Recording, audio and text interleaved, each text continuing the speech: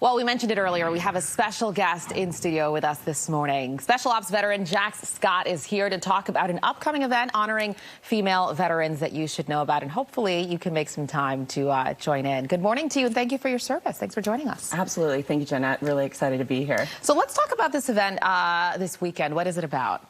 So we're really excited about this event, and so as Special Operations Association of America is actually sponsoring this event. And why we felt so inclined to sponsor the event is because it's bringing together female special operators. So we're going to be getting together for 2 days as part of an all-true gather event that happens on an annual basis, where male Special Forces operators, female operators, and our Afghan partners come together. And really going to be celebrating and just joining together in just different types of events for the next 2 days. I want to talk about your experience. You're a veteran, but I want to talk about your experience in combat and what to you was the most impactful, what you got from it.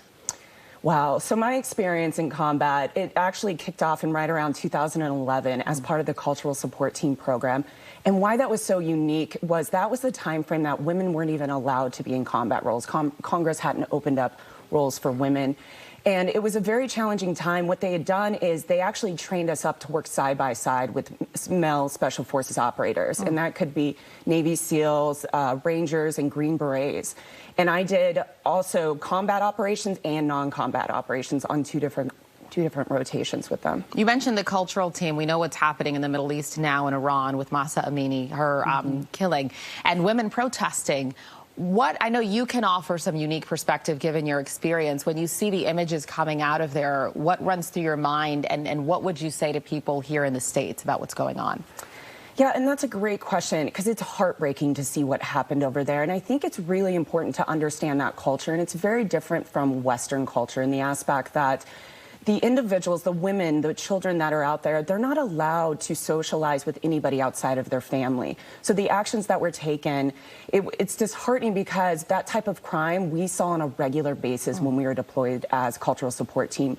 And that was one of the reasons why they developed that program. They sent us out there with our male counterparts to Afghanistan to help these women that were going through similar struggles. I want to go back to the event this weekend, but most importantly, the fact that it's focused on female vets.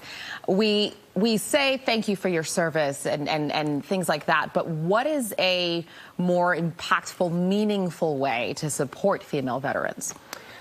And I'm so glad that you actually asked that because we do get thank you for your service. And although we really do appreciate that and we encourage people to continue to support us, I really think going forward, speaking up and supporting organizations like the Special Operations Association is a huge help because SOF, for example, gives a voice to special operators at the congressional level. So organizations like that, and you're able to support them, we can go further and bring more awareness around the issues that we face. You know, one of the things I thought about when I was looking at your resume, you're a blogger, a podcaster, entrepreneur, the list goes on and on.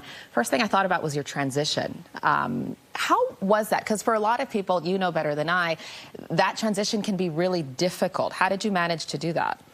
Wow, it was an extremely challenging transition. I actually left active duty and went into what we call as reserves M-Day status. So really it's that 1 week in a month. And for me, what I tell people is it was one of the hardest things that I did emotionally because I was really separated from my family that I knew and trusted for so long. And I can tell you, Jeanette, it took me about 3 years to really figure out my new transition because being a woman in the special ops, you have to shed a lot of who you are, that side of you, that empathy. And when you go into the civilian side, what made you really successful as a special ops soldier doesn't make you successful as a woman on the civilian side.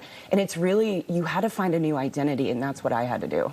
For anyone watching now, we're out of time now, but for anyone watching right now who might be struggling with that transition, what would you say to them as far as resources?